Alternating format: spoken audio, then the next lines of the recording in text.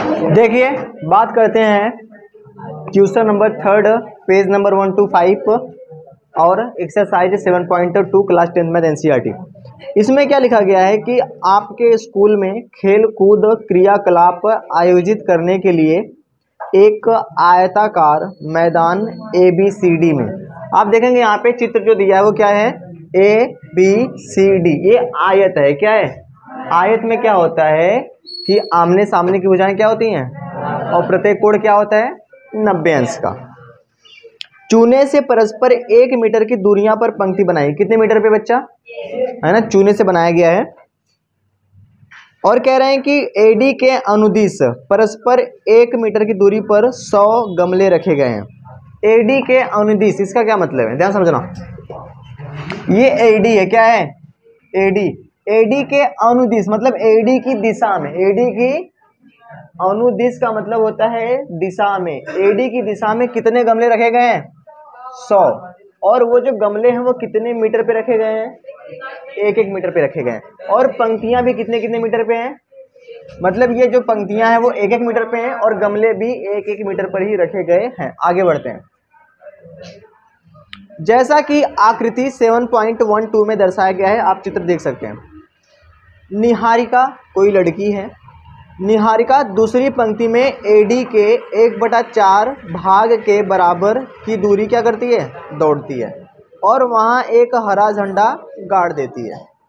ध्यान समझना, इसमें क्या कहा जा रहा है, जो निहारिका है वह दूसरी पंक्ति में AD के 1/4 भाग के बराबर दूरी दौड़ती है।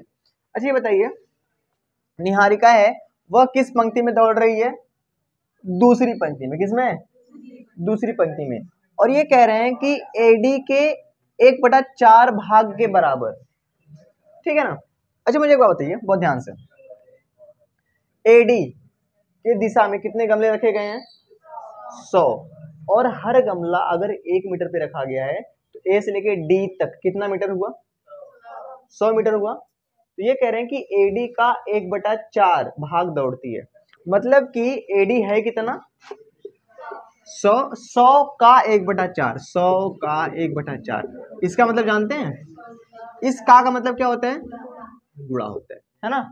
ये ऊपर ये नीचे काट देंगे है ना, तो कितना हो जाएगा 25। तो इसका मतलब ये है कि जो निहारिका है वह कितना दौड़ती है 25 मीटर। AD का 1/4 भाग मतलब कितना 25 मीटर।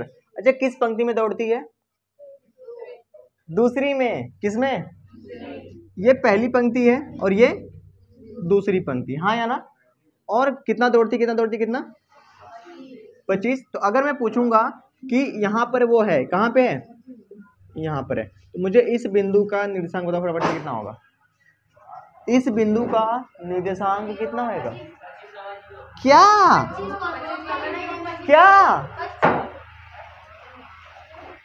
तुम लोग एकदम सुनो, वो दूसरी पंक्ति में है तो x का मान कितना होगा, और ये इतना कितना थोड़ा 25।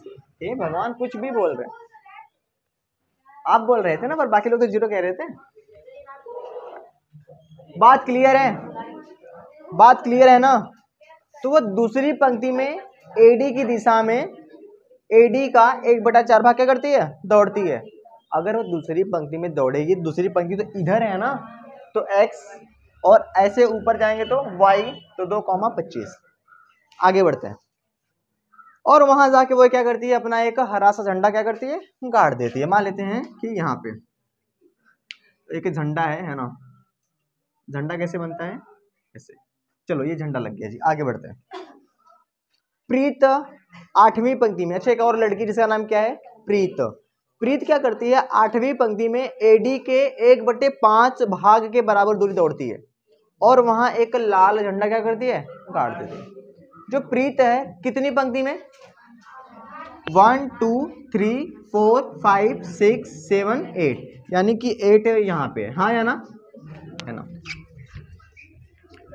और वह कितना दौड़ी, बताइए फटाफट से। AD का कितना भाग, AD का 5, जिसका मतलब AD का 1/5, तो कितना आ जाएगा 5 दूनी 10 यानी 20, है ना। तो ध्यान समझना, अगर मैं पूछूंगा इसका निर्देशांक, ये कितना जा रही है, कितना जा रही है,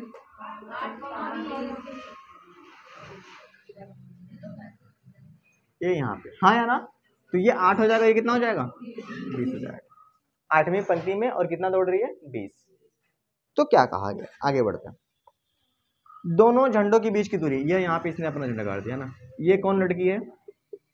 प्रीत। और यहाँ पे कौन है? निहारिका। अच्छा मुझे बताओ, कौन ऐसा इंसान है जो इनके बीच की दूरी नहीं निकाल सकता? क्या है? इसका नाम क्या रख दो? ए। वो चित्र बना लेना, ठीक है ना? A B. चित्र बनाने के बाद आप थोड़ा दिखा भी देना, है ना, कि यहाँ पे ए, यहाँ पे बी है। और आपको क्या निकालना है? ए बी की बीच की दूरी। तो क्या हो जाएगा? x2 माइनस x1 का स्क्वायर, यानी कि 8 माइनस 2 का स्क्वायर कितना हो जाएगा? 36। 20 माइनस 25 का स्क्वायर माइनस 5 का स्क्वायर 25। तो ये हो जाएगा आपका 61। आंसर हो गया। कुछ करना था, बस वो चित्र थोड़ा ध्यान से बनाना, जैसे वो ऐसे ऐसे है ना, ठीक है। और जो गमले वाले मत बनना है, ठीक है ना। गमले कितने कितने मीटर पे रखे गए हैं? 1 मीटर पे, है ना। तो यहाँ पे 0 1 2 3 4 5 है ना, और यहाँ पे गमले रखे गए हैं, ठीक है। तो जैसे मान लेते हैं निहारिका यहाँ पे पहुँच गई है, और जो प्रीत है वो यहाँ पे पहुँच गई है ना। इसका नाम दे देना ए, और इसका नाम क्या दे देना? बी दे देना। और ये दोनों बीच की दूरी करके दिखा देना आंसर। जैसे उसमें आपने उसमें बस ऐसे से खींचा है ना, तुम लोग इसको ऐसे भी खींच लेना, है ना, 1 सेंटीमीटर पे। जैसे जब ये वाला खींचना तो 1 सेंटीमीटर 1 सेंटीमीटर 1 सेंटीमीटर 1, जब ऐसे करके खींचना तो 1 सेंटीमीटर 1 सेंटीमीटर ऐसे करके, है ना, तो चित्र बन जाएगा, ठीक है। और ये क्वेश्चन एग्जाम में नहीं आएगा। This question is not ask in your board examination. बात क्लियर है? ये क्वेश्चन बोर्ड एग्जामिनेशन में कभी नहीं आएगा। आगे बढ़ते हैं, इसमें एक बात और सॉल्व करनी है। अब इसमें एक तीसरी लड़की आ रही है। यदि रश्मि को एक नीला झंडा इन दोनों झंडों को मिलाने वाले रेखाखंड पर ठीक आधी दूरी यानी बीच में गाड़ना हो तो अपना झंडा कहाँ गाड़ना चाहिए? अच्छा एक बात बताइए, अगर रश्मि कोई लड़की है, अगर वो क्या करती है, इन दोनों झंडों के बीचों बीच अपना झंडा गाड़ना चाहती है, तो किस बिंदु पे गाड़ेगी? मध्य बिंदु पे, है ना। तो वो बिंदु क्या हो जाएगा? पी, ठीक है।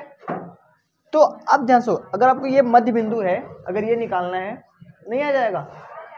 x1 plus x2 by 2, y1 plus y2 by 2, मतलब कि 2 और 8 10, 10 का आधा 5, 25 और 20 45, 45 बटे 2। तो बस यही हो जाएगा, और क्या, ये है ना। तो हम कैसे लिखेंगे, है ना, यहाँ पे इस बात जब ये आप कर लेंगे, इसको तो डायरेक्ट ही करेंगे, ठीक है।